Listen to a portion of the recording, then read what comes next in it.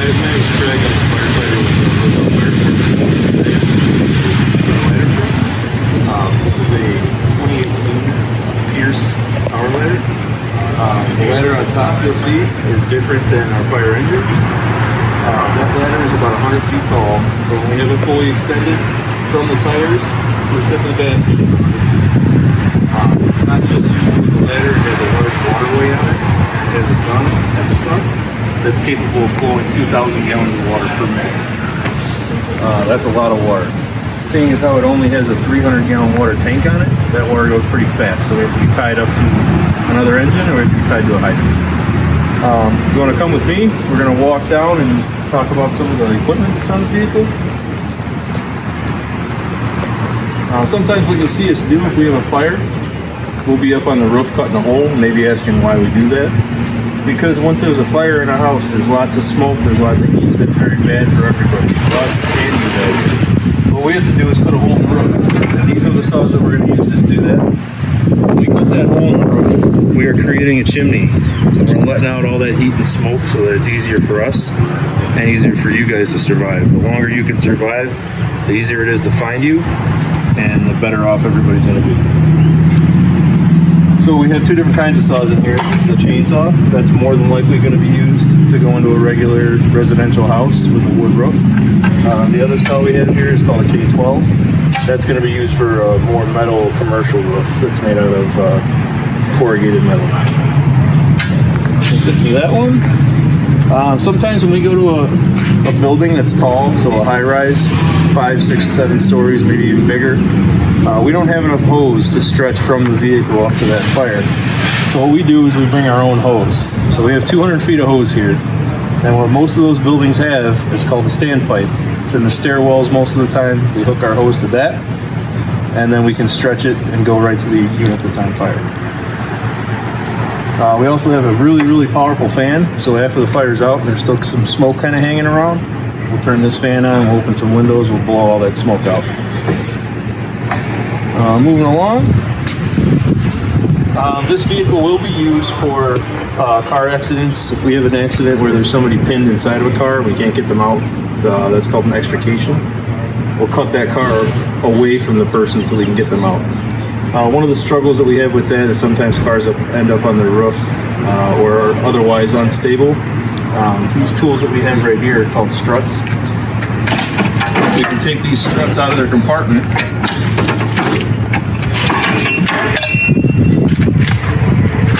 We can set them down.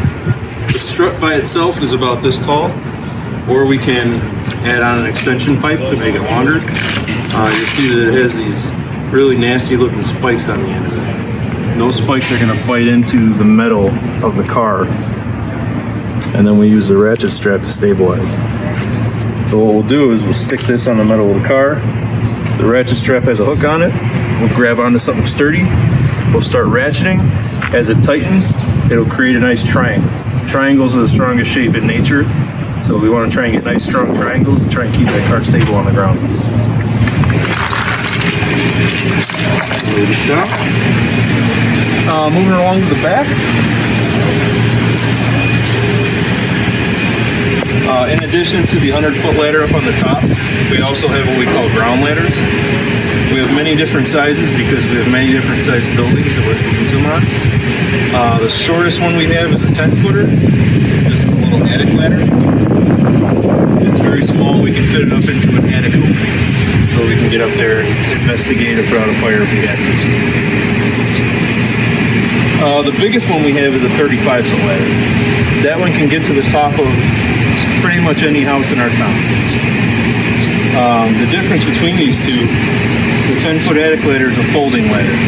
So it's married together like this. When we unfold it, it goes like that, and now we have our ladder. 35-foot ladder is bedded flat the same way.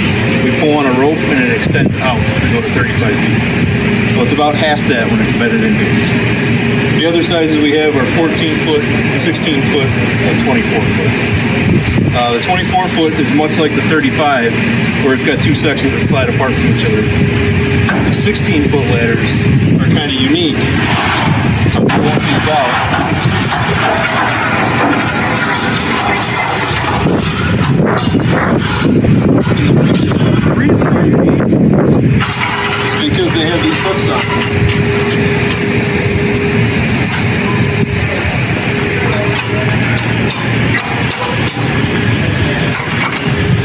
So when these hooks come out, this ladder is known as a roof ladder. So if we have to be working on a roof of a house that's on fire, that roof may be a little bit unstable. So we slide these hooks up to the peak of the roof, and then we pull it back. These hooks catch on, and then we can use this ladder as our strong foothold to work on that roof safely. Leave that there. The other things we have back here are called pike poles.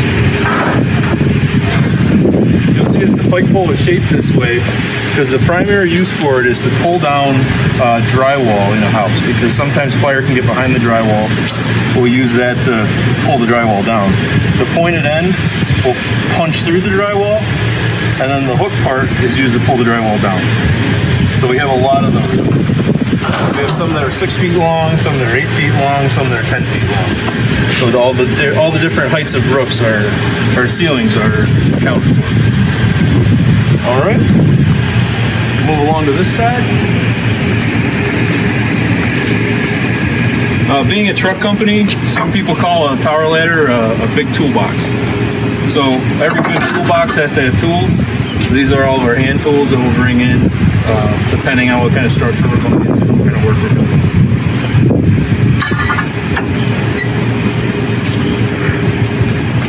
This is kind of neat. This is a tool called the strong arm.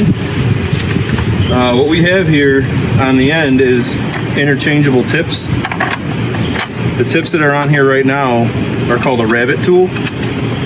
And basically its main function is to be able to open doors.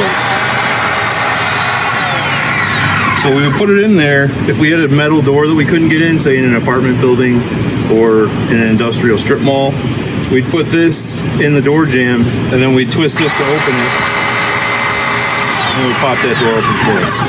Other things it can do, it can cut and it can spread just like the regular jaws of life that we have with these teeth in here.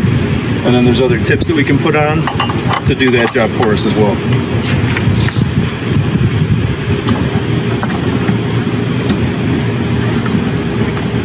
So anybody that's ever been to a fire or seen a fire down the street has seen the firemen going in and out of the building. You've also seen the firemen standing in the front yard. Looks like they're doing nothing. They're not doing nothing. Those are the rescuers of the rescuers. We call that the RIT team. It stands for Rapid Intervention Team.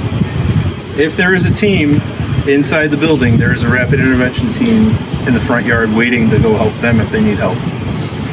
This big orange bag here is our RIT pack. Inside this RIT pack is an extra air bottle, an extra face mask, and a really long hose that we can use to fill that firefighter's air pack if necessary. So this is our first aid kit for going into a fire. Moving along here, we were talking about earlier cutting away a car from a person, an extrication. These are our extrication tools.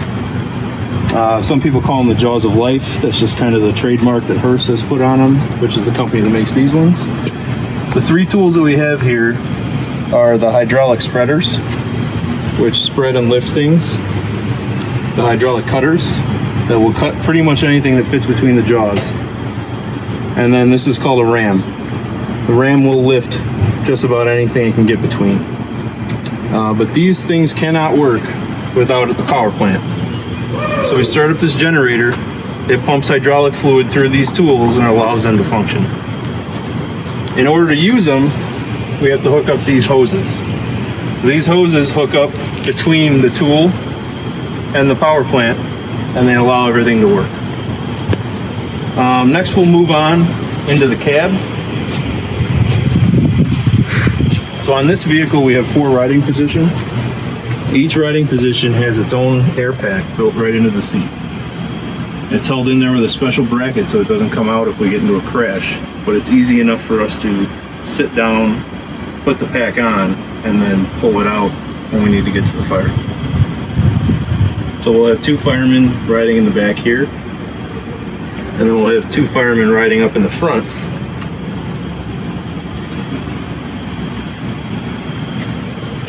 Typically speaking, on the right side of the vehicle or the passenger side of the vehicle, the officer of the truck, or the guy that's in charge, sits up in here. And you'll see our computer up there. That computer is our digital connection to dispatch. It tells us where we need to go, what we're going for, and how we can get there. And all the information on the call comes through over that. And my seat on the other side is the driver's seat. That's where all the magic happens.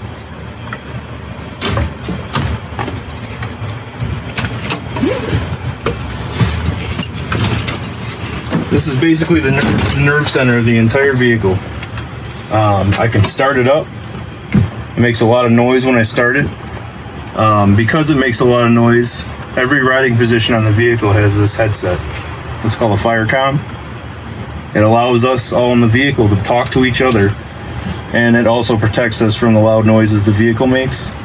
The ones with the red shells on them, so this one and the one the officer has, those ones are allowed to talk to dispatch over the radio.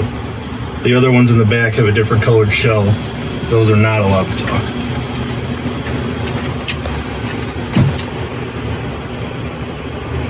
So I can do pretty much anything for this truck from this seat. I can turn the lights on, I can turn the siren on, I can activate the large ladder on top. With this lever over here, I can turn the pump on, which is, this vehicle cannot pump and drive at the same time. You have to pick one. So this lever does that. And that's about it for the inside.